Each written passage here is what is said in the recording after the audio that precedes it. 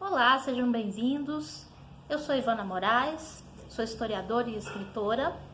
E já que estamos num momento de quarentena, vivendo aí um isolamento social por conta do coronavírus, eu gostaria de falar um pouco sobre a história das pandemias, as grandes pandemias que já atacaram a humanidade e o que nós temos a aprender com elas. Na verdade, eu acredito num antigo ditado, né? Os nossos antigos avós diziam que a necessidade é mãe de todas as coisas. Já que estamos vivendo um momento tão delicado, é possível olhar isso com outros olhos e extrair algum aprendizado de tudo isso. Para começar, eu vou colocar uma breve explanação sobre as principais pandemias que já atacaram a humanidade. Vamos recuar bastante lá no tempo, voltando até a Idade Média.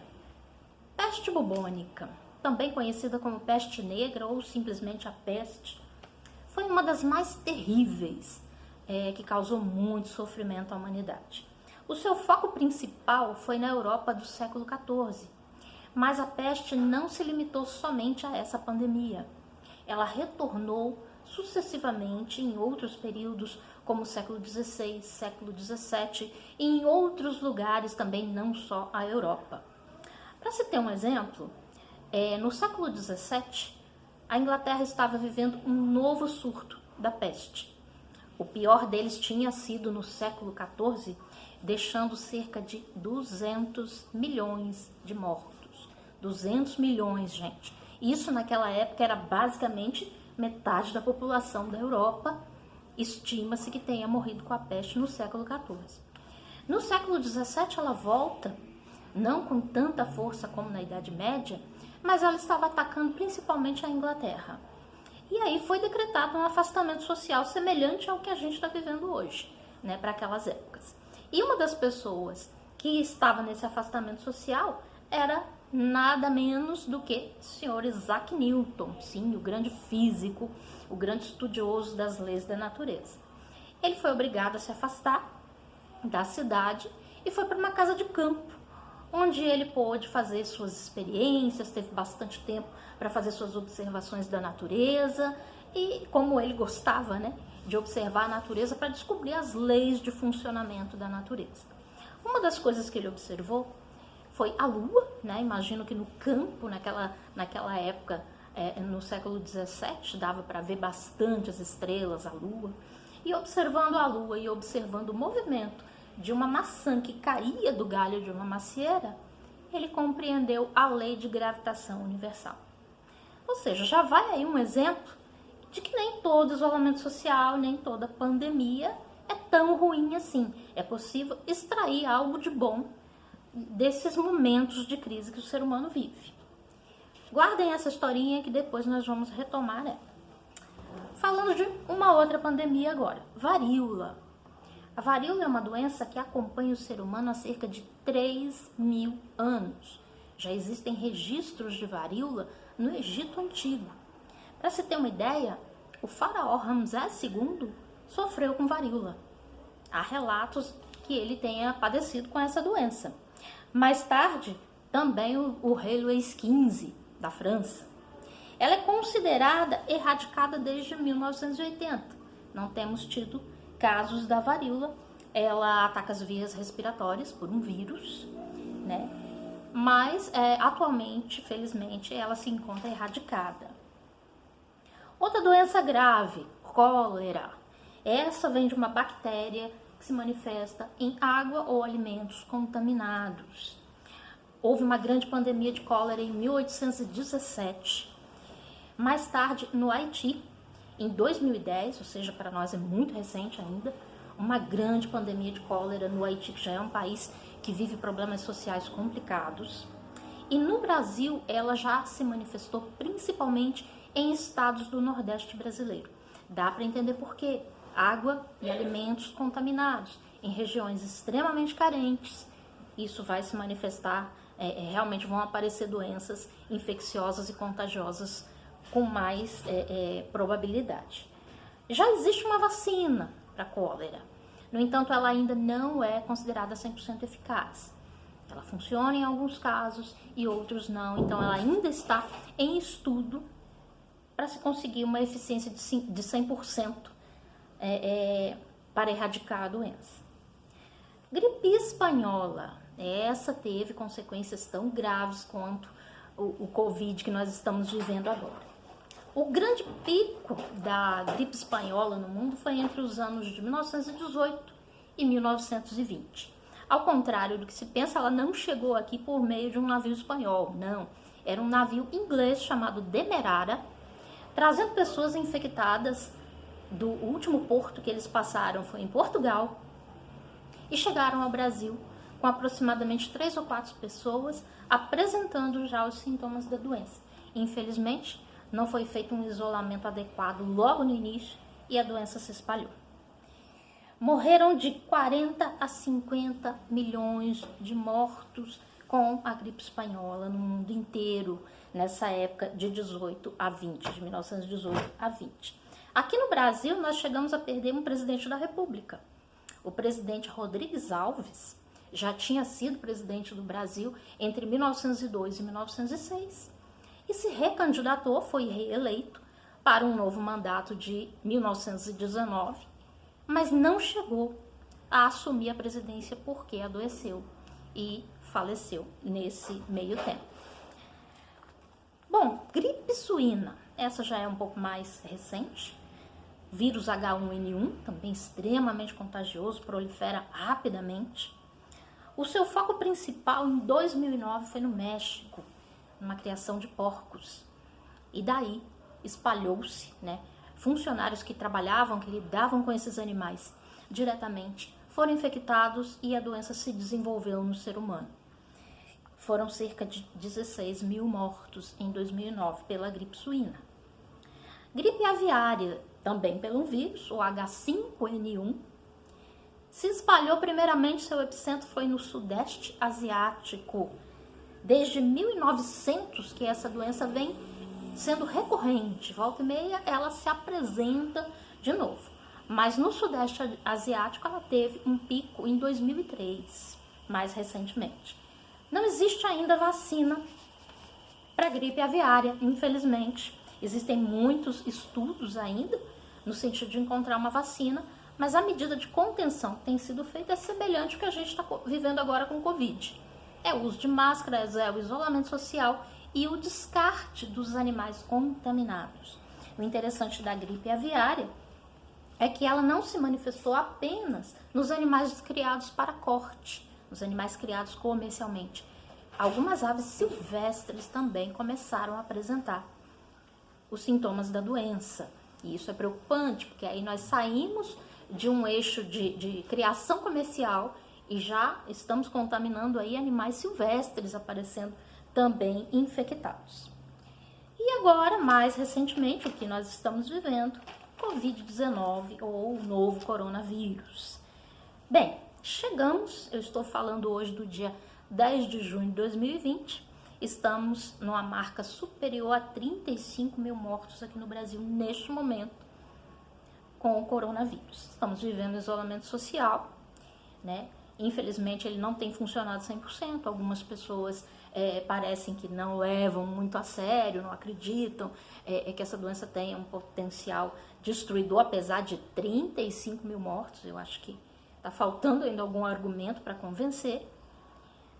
Estamos vivendo afastamento social, eu tenho feito home office, muitas pessoas têm feito isso também. Escolas se programaram para aulas em casa, fornecer aulas em casa para os alunos, mas enfim, fomos pegos desprevenidos.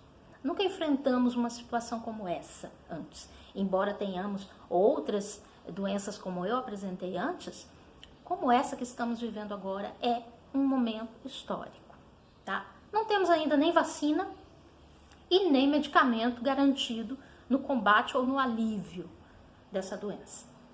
Os médicos e cientistas têm pesquisado, há o comentário, a especulação a respeito da cloroquina, mas nada está comprovado ainda que ela realmente faça um efeito efetivo, né, em cima do vírus ou para melhorar a qualidade de vida das pessoas, tá? Mas uma coisa já fica bem clara.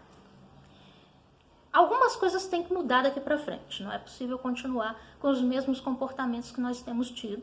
Desde a Idade Média para cá, estamos sofrendo pandemias e alguns pontos em comum todas elas têm. Eu relatei aqui, observando todos os acontecimentos, né, e como historiadora eu tenho lido sobre essas pandemias nesses últimos dias e observando como a humanidade está se comportando diante dessa, eu acho que nós temos 4 pontos bem importantes que nós temos a mudar o nosso comportamento e a aprender. Primeira coisa que devemos aprender com essa pandemia: estamos todos interligados. Ao contrário do que muita gente poderia pensar, eu protejo a minha família, eu uso a minha máscara, eu fico dentro da minha casa e tudo bem, né? Se lá fora alguém vai se infectar e morrer, engano. Esse vírus mostrou que é extremamente democrático. Ele atinge tanto ricos quanto pobres, de qualquer classe social, de qualquer etnia, de qualquer religião. Estamos vendo aí as pessoas serem infectadas. Então, fica muito longe esse pensamento de que nós estamos separados um do outro. Não, estamos extremamente interligados. E é de maneira interligada, com a colaboração de todos, com um esforço coletivo, que nós vamos poder vencer essa pandemia. Enquanto não tivermos essa consciência de que estamos interligados e interdependentes, infelizmente vamos sofrer muito ainda. Temos que mudar nossos padrões de higiene e saúde. Segundo ponto que eu tenho observado. Nossos padrões de higiene e saúde aqui no Brasil ainda deixam a desejar muito, muito. Sabemos que as periferias das grandes cidades estão sofrendo mais com essa pandemia. Por quê? Falta de higiene, falta de saneamento básico, é claro, falta também de uma boa assistência médica, eficiente, tempestiva, né, que atenda as pessoas infectadas ou com a suspeita, né, falta de uma alimentação adequada nessas populações de periferias e de comunidades, para que elas se fortaleçam e consigam vencer o vírus, né, enfim. Então, nossas noções de higiene e de saúde têm que ser mudadas e muito. O ato de lavar as mãos, de usar máscara, de passar álcool gel, enfim, isso tudo vai ter que entrar para o nosso dia a dia, enquanto ainda não temos uma vacina ou uma cura para essa doença. E por parte das autoridades também, nós vamos ter que ter uma mudança de comportamento, no sentido de privilegiar também as periferias que ficam abandonadas, lugares com esgoto a céu aberto, com lixo acumulado, proliferação de insetos e ratos, enfim. Tudo isso vai ter que ser muito bem revisto, senão enfrentaremos pandemias talvez piores. Terceiro ponto. Somos seres extremamente mutantes. Não é só o vírus que se muta e que se adapta às condições do ambiente. Nós também vamos ter que aprender com o vírus a nos mudarmos e achar soluções para o nosso dia a dia. Por exemplo, eu nunca tinha feito home office na minha vida. Nunca foi necessário. Mas agora, eu mesmo sendo funcionária pública, né, funcionária do Estado, foi adaptado a toque de caixa um sistema e portais do governo onde nós podemos fazer o nosso trabalho em casa. E tudo isso foi feito muito às pressas, né, porque em março, de repente, de uma hora para outra, foi decretado o isolamento social e nós tivemos que trabalhar a partir de casa. Estamos nos adaptando e aprendendo, sim, mas com tudo isso eu já pude perceber. Somos capazes de achar soluções, de achar novas saídas, novos roteiros, de fazer o mesmo trabalho de maneiras diferentes e até melhores. Professores conseguindo formular aulas com conteúdos maravilhosos a partir de casa. É a necessidade, mãe de todas as coisas, colocando a gente para enfrentar desafios novos, diferentes, para se reinventar. Eu acho isso extremamente positivo. E um quarto ponto, que eu acho que fica expressamente claro que precisamos mudar, é a nossa relação com os animais. O Covid-19 ainda não tem uma causa específica. Existem especulações que foi por causa dos morcegos, dos pangolins, enfim. Não tem ainda um estudo que possa dizer seguramente qual foi a causa. Mas já entendemos, gripe aviária, gripe suína, peste, enfim, tudo isso está vindo da nossa relação equivocada com os animais. Precisamos reformular o nosso olhar em cima da convivência entre humanos e animais. Qual é o papel que os animais realmente ocupam na nossa vida? Eu vou citar aqui opiniões não, argumentos de dois grandes estudiosos que têm falado diretamente na internet, feito artigos, reportagens a respeito desse tema.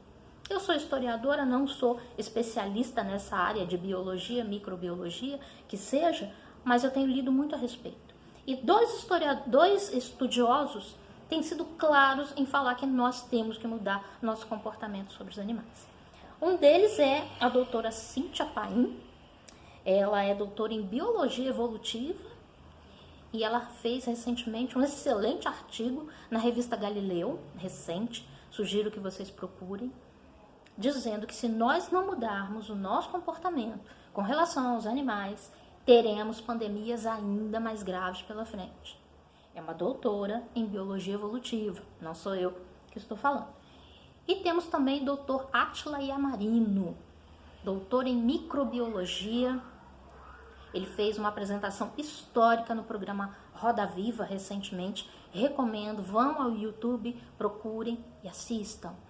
Doutor em microbiologia, Dr. Átila Yamarino, falando que a maneira como nós estamos nos relacionando com os animais, sejam eles silvestres, sejam eles para objetivos comerciais, está equivocada e precisa mudar. Então, esses 4 pontos nos mostram 4 pontos cruciais que precisamos aproveitar a oportunidade que a pandemia está nos dando para reformular. Vamos fazer como Isaac Newton, né? Que no seu período de afastamento social por causa da pandemia, tornou produtivo o seu afastamento.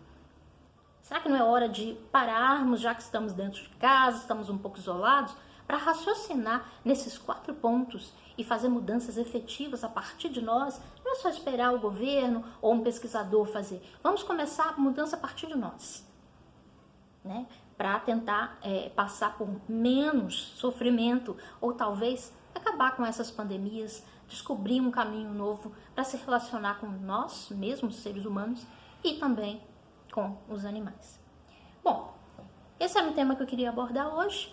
Se você quiser ver mais algum outro tema relacionado à história, política, filosofia, religiões, enfim, né, dentro dos meus modestos conhecimentos, deixa aí um comentário pra gente, se inscreva aí no meu canal e deixa o seu like, deixa a sua opinião. E a gente vai estar fazendo mais vídeos e colocando aqui para discutirmos questões relevantes como essa da pandemia. Obrigada pela atenção de vocês. Eu agradeço.